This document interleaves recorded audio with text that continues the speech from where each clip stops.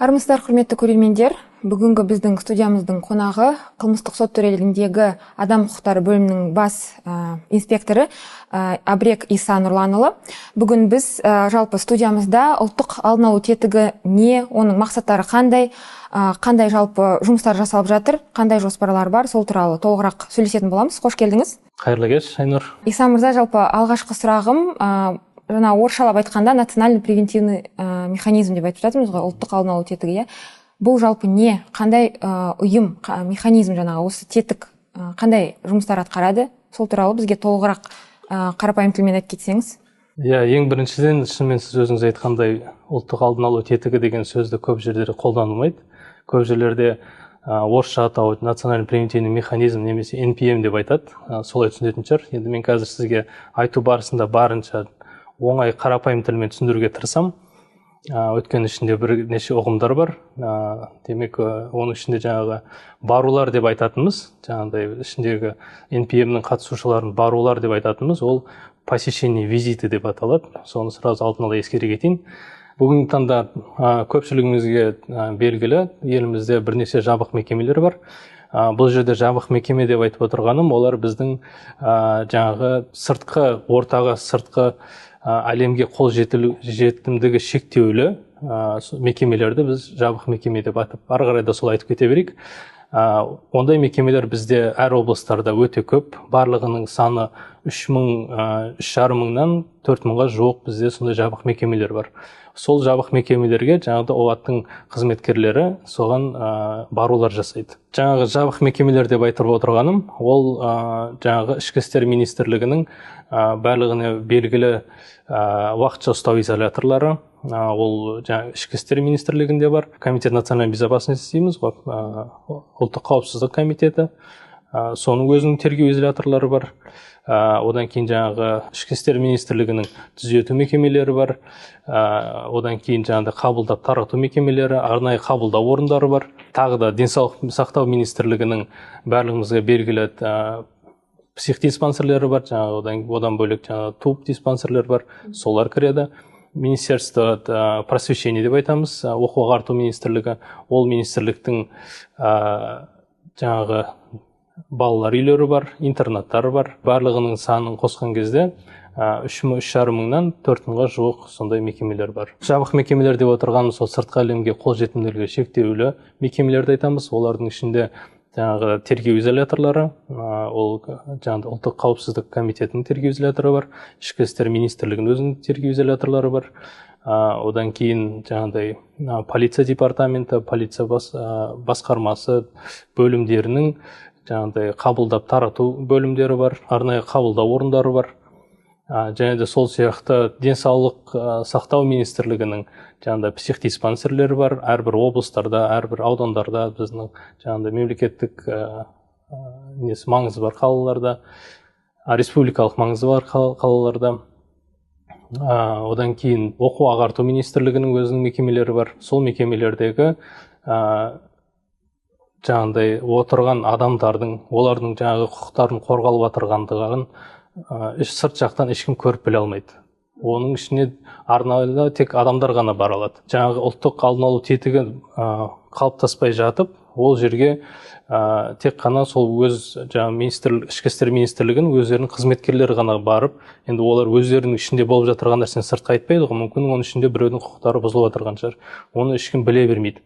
Солардың барлығын ескере келе 1998 жылы қателеспесем маусымның 29-ында Біріккен ұлттар ұйымының азаптауларға және басқа да қатыгез адамгершілікке жатпайтын немесе ар-намысын қорлайтын жаңағы іс-қимылдарға қарсы конвенцияға қол қойылған. 10 жыл өткеннен кейін 2008 жылы сол маусым айында жаңағы конвенцияға қосымша факультативтік хаттама ратификацияланған. Бұл факультативтік хаттаманы түсіндіре кетейін, көпшілікке белгісіз болуы мүмкін. Бұл дегеніміз орысша айтқанда доп соглашение деп айтамыз ғой, енді юристтер түсіну мүмкін. Бұл қосымша келісім шарт.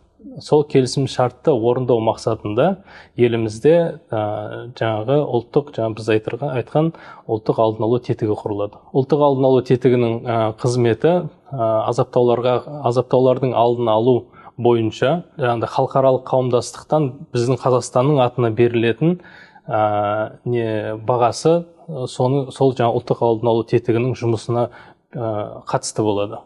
Сондықтан ұлттық алдын алу тетігі бізде маңызды болып саналады. Енді жаңағы ұлттық алдын алу тетігі құрылды дедіңіз, оған қандай адамдар мүше бола алады? Қандай кісілер ол жерде қызмет жасайды яғни? Бұл маңызды сұрақ. Ұлттық алдын алу тетігінің қатысушылары болып, қоғам белсенділері, оның ішіндегі жаңағы адвокаттар, өзіміз сол айтамыз, жаңағы психологтар, мұғалімдер бар, тағы да солар сияқты адамдар жаңағыдай қатыса алады. Жалпы олар яғни жабық мекемелерге барады. Сол мекемеде отырған адамдардың құқықтарын қорғаумен, яғни құқықтары бұзылып жатыр ма, әлде сақталып жатыр ма деген секілді. Мен түсінуім бойынша осылай, дұрыс па? Олар өздерінің жоспарлары бар, жоспарлы және жоспардан тыс өздерінің баруларын ұйымдастырады. Барулар және айтып өткен кездегідей посещениялар барған кезде оны ешкімге жария етпейді. Олардың бір ерекшелігі сода. Олар кез келген уақытта ешкімге айтпастан жаңағыдай жабық мекемелерге кіріп бара алады. Ескертпейді олар. Мысал ретінде жаңағыдай тергеу изоляторларын деп айтайық. Соның ішінде олар кірген кезде олар ешкімге ескертпей кіреді. Олардың жұмыстарына ешкім кедергі жасауға құқығы жоқ. Оларға ешкім жабық мекемелерге барған кезде оларға ешкім кедергі жасала алмайды. Ол кедергі жасамау бойынша бап біздің жаңағыдай әкімшілік құқық бұзушылық кодексінде белгіленген. Қателеспесем 507 бап. Сол жаққа барған кезде олар кіріп қандай мәселелерді көңіл аударады. Олар ең бірінші сол жердегі адамдардың тұрғылықты жағдайларына назар аударады. Қандай жерлерде жатып жатыр олар, тұрмыс тіршіліктері қандай. Одан кейін гигиеналық, таза ма ол жақтар, жатқан жерлері қалай. Одан кейін тамақтануына дейін қарайды. Сыртқы ортамен қалай олар қарым-қатынас жасайды. Оларға жаңағыдай біз айтамыз ғой, телефон разговор, сондайлар беріледі ме екен? Адвокаттар келеді ме? Сол сияқты журналдардың барлығын қарап шығу олардың жаңағыдай құзыреттеріне кіреді, ұлттық алдын тетігінің. Одан бөлек тағы да олар басқа мекемелерге арыз шағым қалдыра алады ма? Сондай сұрақтар оларда қарайды. Қазір жаңағыдай тергеу изоляторларында 600-ден астам терминалдар орнатылған. Ол терминалдар біздің ішкі істер министрлігі мен бас прокуратураның жанындағы қылмыстық статистика комитеті бірлесіп жасаған жаңағы қалай десе болады, аппараттар.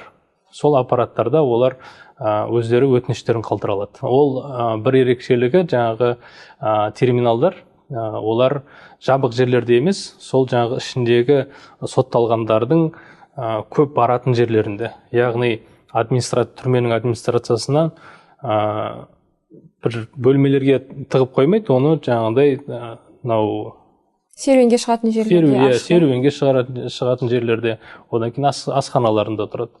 Сол жерде олар еркін өздерінің шағымдарын мемлекеттік органдарға бере алады. Бұл жаңа тергеу изоляторларында нақты, денсаулық сақтау ұйымдарында, мысалы балаларға арналған мекемелерде, ол жерлерде де орнатылған ба бұндай? Жоқ, ол жерлерде ол нәрсе қарастырылмаған. Өйткені бұл жұмыс жаңағы қылмыстық атқару жүйесінің комитетімен жаңағы бас прокуратурамен бірлесіп жасаған жұмыстар. Енді мысалға 2008 жылы құрылды дедіңіз ғой сіз, 2013-те құрылды, заңға қол қойылды. 2014-те ең бірінші отырыстар өткізілді. 2014-тен бастап жаңағы баруларды ұйымдастыра бастады. Енді салыстырмалы түрде 2014 жылғы жаңағы барулар мен посещениялар мен соңғы 2024 жылғы посещениялардың арасында қандай да бір айырмашылық, яғни өсті ме шағымдардың саны, ескертулердің саны, керісінше азайды ма, сол жайында кішкене айта кетсеңіз? Ол жерде көп өзгерістер жоқ, өйткені бәріміз білетіндей, жаңа жұмыс басталған кезде біз ол жерде көп барулар ұйымдастырылған жоқ. Менің есімде қалғанынша 2014 жылы 277 барулар ұйымдастырылған, жасалған. Одан кейін 2015-2016-дан бүгінгі таңға дейін, 2024-ке дейін шамамен 500-ге жуық барулар жыл сайын ұйымдастырылады. Енді бір ескертулердің қаншалықты орындалып орындалмағанына, мысалы ескеріліп ескерілмей жатқанына қандай да бір есеп жүргізіле ме сол 2014-тен қазіргі уақыт аралығында? Иә, ол есептің барлығын біздің жаңағы адам құқықтары жөніндегі уәкілдің аппараты деп айтамыз, офисі деп айтамыз. Біз оның барлығын есебін жүргізіп, қанша барулар ұйымдастырылды, ол барулардың соңында қаншама жаңағы ұсыныстар жасалды, соның барлығын біз есепке алып отырамыз. Нақты айтатын болсақ, 2024 жылы қанша ескерту жасалып, қанша ұйымға барылды, қанша ескерту жасалды, қаншасы орындалды? Нақты сондай бір статистиканы мысалға келтіре аласыз ба? 2024 жылы 500-ден астам, қателеспесем 580 барулар ұйымдастырылды. 580 барулардың қорытындысы бойынша мемлекеттік органдарға 1000-ға жуық ұсынымдар берілген. 2024 жылы жалпы барулардың ішіндегі, сол барулардың санының ішіндегі ең өрескел жаңағы бұзушылықтар, құқық бұзушылықтар десек болады, қандай болды? Біз жыл сайын бір жыл өткеннен кейін, мысалы біз осы 25-ші жылы консолидированный доклад деп айтамыз, біз оны жасадық. Ол жерде 2024 жылғы болған барлық жаңағы хаттамалар, 2024 жылы болған барулардың қорытындылары, олардың жаңағы назарға алған құқық бұзушылықтары сол жерде барлығы жазылады. Оның ішінде ең маңыздысы Түркістан облысындағы Жетісай және Ленгір облысындағы мекемелерде балалардың саны көп болғандықтан, ішкі әжетханаларға сыймайды, санузел деп айтамыз ғой, сол сыймағандықтан олардың жаңағы далаға барып қолданатыны анықталған. Ол бойынша тиісті органдарға ұсынымдар жазылған, олар қазір орындалуда. Жалпы әр жабық мекемеде, тергеу изоляторына дедік, денсаулық сақтау ұйымдары немесе балаларға арналған ұйымдарда жаңа келіп түскен сол жерлерден қандай шағымдар жиі келіп түседі? Барулардан бөлек бізге көптеген жаңа шағымдар келеді деп айттым ғой. Оның ішінде көбінесе жаңағы гигиеналық жағынан, сыртқы ортамен байланыс, оларға кейбір шағымдар бар. Олардың ішінде телефонмен сөйлесуге рұқсат берілмеу. Көп мекемелерде біз білеміз ғой, уақыт беріледі, сол уақыт аралығында олар телефонмен сөйлесу құқықтары бар. Кейбіреулеріне сол берілмейді деген шағымдар келіп жатады. Оның ішіндегі ең маңыздысы жаңағы денсаулық сақтау бойынша, жаңағы тергеу изоляторына түзету мекемелеріне түскен кездерінде көбісі жаңағыдай ол жақта үлкен кісілер де болуы мүмкін, ол жаққа жаңағыдай ауырып келгендер де болуы мүмкін, сол жақта ауырғандар да болуы мүмкін. Солардың көбінесе шағымдар келіп жатады. Олардың жаңағы өздерінің денсаулықтық жағдайларына байланысты, болмасам жаңа бір операциялар жасау бойынша сол сияқты шағымдар көп. Ұлттық алдын алу тетігі баруларды жасаған кездерінде олар методический рекомендация деп айтамыз. Көбісі солай түсінеді, солай айта берейін. Соларды өздеріне басшылыққа алып, жаңағы мен айтып өткен блоктар, жаңағы тамақтану, жаңағы медициналық көмек, жаңағы шағым жазу бойынша сол блоктардың барлығы соның ішінде көзделген. Методический рекомендацияның ішінде бір 10 шақты сондай есептер бар. Методический рекомендацияларды басшылыққа алып, олар тексерулер жүргізеді. Ол методический рекомендациялардың ішінде жаңағыда айтып өткен тамақтану, медициналық көмек, сыртқы ортамен байланыс, сол сияқты блоктар белгіленген. Енді осы ұлттық алдын алу тетігінің жаңағы құрамында жұмыс істейтін, яғни баруларға, посещенияларға баратын азаматтар жайында нақтырақ айта кетсеңіз, олар қандай мамандықтың адамдары, ол кісілерді кім таңдайды? Олар біріншіден олар мемлекеттік қызметкер болып саналмайды. Олар өзіміздің жаңағы қоғамдық өкілдер, азаматтық қоғамдық өкілдер, оның ішінде адвокаттар, қазір жұмыс жасап жатырған адвокаттар да бар, жаңағы медицина қызметкерлері, мұғалімдер, сол кісілер болған соның ішіне мүше болып тағайындалады. Кім тағайындайды олар, ол кісілерді? Оларды жаңағыда үйлестіру кеңесі, адам құқықтары жөніндегі уәкілдің жанындағы үйлестіру кеңесі оларды жаңағы мүше ретінде, қатысушылары ретінде тағайындайды. Сонда бұл кісілер, жаңа қатысушылар өздерінің өз еркімен ұсыныс тастайды, мен осындай тексерістерге барғым келеді деп айта ма, немесе? Жоқ, ол жерде олар барулар жасаған кезде олардың өздерінің жаңа жоспарлы және жоспардан тыс деп бөлінеді. Превентивный посещение, сосын специальный посещение. Спецпосещение дегеніміз ол егер сол жақта бір жағдай туындаған жағдайда, жаңа айтып өткенде азаптау болған жағдайда, олар дер кезінде сол жаққа барып, сол бойынша тексеріс жүргізеді. Оны біз жаңағыдай специальный посещение деп айтаймыз. Одан кейін жаңағыдай жоспарлы барулары бар. Жоспарлы барулары оларды ешкім білмейді қай уақытта баратыны. Ол жоспарлы жаңағыдай баруларды үйлестіру кеңесі солар бекітеді. Сол уақыттар аралығында олар барып тексерулер жүргізеді. Бізде қазір ұлттық алдын алу тетігінде 103 қызмет қатысушылары бар. 103 қатысушылар, олар әр облыстарға бөлінген. Сонда әр 20 біздің облыстарда, одан кейін республикасы маңызы бар қалаларда 3-тен 4 немесе кейбір облыстарда одан да көп қатысушылар бар. Оның ішінде бір топ жетекшісі болады өздерінің. Жаңағыдай баруларды ұйымдастыратын кезде жаңағы топ жетекшісі ол бірінші группаны құрады. Ол группаның ішінде 2-3 немесе 4 адамнан топ құрып, олар жаңағы жоспарлы баруларға барып қатысып тексерулерді жүргізеді. Осы баруға, посещенияларға келген қатысушыларға жабық мекемелердің қызметкерлерінің қарым-қатынасы қандай? Әртүрлі, әр мекемеде әртүрлі. Бір жерлерде көбісі қазір таңда біледі, жаңағыдай ұлттық алдын алу тетігі не екенін біледі. Бір жерлерде жаңағыдай олардың қызметін білмей қалатын да жағдайлар бар. Олардың қызметіне жаңағыдай тосқауыл қойылу деп айтсақ болады ма? Сондай жағдайларда болған кездер болды. Мекемеге барғаннан кейін нақты тергеу изоляторында деп айтайықшы.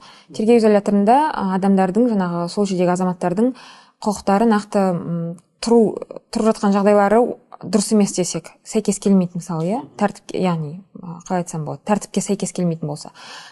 Сізде жаңағы қатысушылар не істейді бірінші кезекте? Сол ұйымның басшылығына шағым түсіре ме, әлде жалпы бақылау процесі қалай жүреді осы ненің? Олар біріншіден жаңа айтқандай ешкімге айтпай барады ол жерге. Барғаннан кейін жаңағыдай оларды қасында жүретін бір сол мекеменің қызметкері болады. Соның көзінше олар барлығын аралап өздері қарап шығады.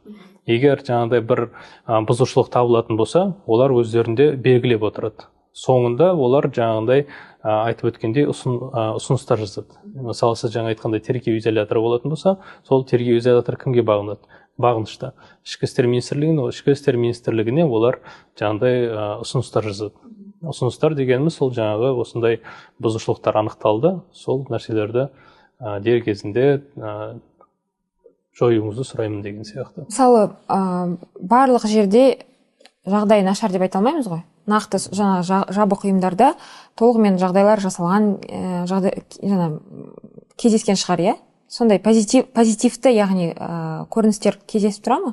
Жаңағыдай жабық мекемелерде ешқандай ұсыныстар болмайтын болса, олар сол бойынша жаңағыдай ұсыныстар жоқ екен деп жазып алады өздерінің есептеріне. Ұлттық алдын алу тетігіне жаңағы мемлекет тарапынан қандай да бір қолдаулар көрсетіле ме, немесе мемлекет тарапынан қандай да бір қолдау қажет шығар қазір? Сол жайында. Әрине мемлекет тарапынан қолдаулар көрсетіледі. Мемлекет тарапынан олар енді өздерінің, қалай айтамыз, юридический адрестері жоқ. Оларға мемлекет тікелей ақша жолдай алмайды ол жерлерге. Сондықтан біздің жаңағыдай адам құқықтары жөніндегі уәкілдің жаңағыдай аппараты, ол бізге ақша бөлінеді. Біз олардың жаңағыдай баруларын жасаған кездерінде бізге отчеттарын тапсырады, есептерін барлығын тапсырғаннан кейін біз оларға заңда көзделгендей 10 МРП ақшаларын төлеп беріледі. Ұлттық алдын алу тетігінің жұмысын жақсартуға бағытталған қандай да бір жоспарларыңыз бар ма алдағы уақытта? Әрине бізде жақсарту жағынан жоспарларымыз көзделген. Оның ішінде ең маңыздысы қазіргі біз барлығымыз білетіндей ақпараттандыру заманы ғой. Бізде жаңағыдай ұлттық алдын алу тетігінің ақпараттық жүйесі бар. Оны біз адам құқықтары жөніндегі ұлттық орталық Біріккен ұлттар ұйымының даму бағдарламасымен бірігіп ақпараттық жүйе жасалған. Ол ақпараттық жүйенің ең маңызды жағы ол барулардың барлығын цифрландыру. Демек, олар барып келген кезде есептері, олардың жанында жазылған ұсыныстары барлығы сол жерде тіркеліп, қай уақытта кім барды сияқты сондай ақпараттың барлығы сол жерде сақталады. Қазіргі күні біз сол ақпараттық жүйені ары қарай дамытудамыз. Жаңағы айтады ғой, модернизация жасау деп, сол модернизациясын қазір Біріккен ұлттар ұйымының даму бағдарламасымен қосылып, біз соның дамуын ары қарай жоспарлап жатырмыз. Жалпы бұл процесске адамның қатысуы қатты қажет па? Мысалы, ол процессті бақылау камералары арқылы орнатып, мысалы, солай бақылау мүмкін емес па қазіргі уақытта? Барып тексерулерді айтып отырсыз ғой? Иә, барып тексермей, мысалы, әр мекемеде бақылау камераларын орнатса, немесе онлайн, мысалы, жаңағы, білмеймін, прослушка деген секілді. Оның барлығы бар. Ол да сіздердің жаңа осы біз оларды көре алмаймыз. Енді қанша дегенмен біз оны цифрландырып, ол жерге видеокамераларды орнатқанымен адамның өзі барып, жаңағы бөлек мемлекеттік қызметкер емес, ішкі істер министрлігінің қызметкерлері емес, болмаса басқа министрліктердің адамдары емес, сол азаматтық ортадан тағайындалған сол адамдардың өздерін барып тексеру, ол бір бөлек. Қазіргі таңда жаңағыдай тергеу изоляторлары деп айтып отырмыз жағдан бері, ол жақтар қателеспесем 99%-дай жаңағыдай видеокамерамен қамтылған. Олар видеокамерамен түсірілгенімен оларды жаңағы кім ұлттық алдын алу тетігі тексереді. Ол жерде өткені адами факторлар да болуы мүмкін. Камераны өшірді деген кейде шағымдар келіп жатады. Сол сияқты жағдайлар болдырмау үшін оларды жаңағыдай анда-санда жоспарлы тексерулер болып жатады. Ол жоспарлы тексерулерінше жаңағы айтып өткен терминалдардың да жұмыс жасауын тексеріс жасайды. Жалпы ұлттық алдын алу тетігінің жұмысына кедергі келтіретін бір жағдайлар болды ма? Бола ма немесе кедергі келтіретін? Бар ма бүгінгі таңда ондай жағдайлар? Ұлттық алдын алу тетігі тексеру жүргізу ұйымдастырып жатырған кезде, мекемеге кіріп келген кезде, олардың жұмысына ешкім кедергі жасай алмайды. Ол жаңағы басында айтып кеттік, заңмен көзделген. Егер оған біреу тосқауыл жасап, жаңағы кедергі жасайтын болса, оның жұмысына ұлттық алдын алу тетігінің 40 жаңағы айлық есептік көрсеткіш бойынша жаңағыдай айыппұл салынады. Жалпы осы ұлттық алдын алу тетігінің тәжірибесінде 2014 жылдан 2024 жыл аралығында бұзушылықтар, адам құқықтарының бұзылуы жаңағы деңгейі өсті ме немесе төмендеді ме? Жақсы жаққа қарай өзгерістер бар ма? Жақсы жаққа өзгерістері бар. Оған жаңағыдай көрсеткіш ретінде бізге келіп жатырған арыз шағымдардан көруге болады. Ол арыз шағымдар 2022-2023-2024-ке қарағанда азайып келеді. Оның ішіндегі жаңағыдай азаптаулар бойынша да шағымдары сондай көрсеткіштерге ие. Ол дегеніміз жаңа төмендеп жатыр. Ескере кету керек, қазіргі жаңағыдай терминалдар қойылып жатыр деп жатырмыз. Одан кейін біздің уәкілдің өкілдері, кімдер ұлттық алдын алу тетігінің қатысушылары сияқты, олар да барулар ұйымдастырады.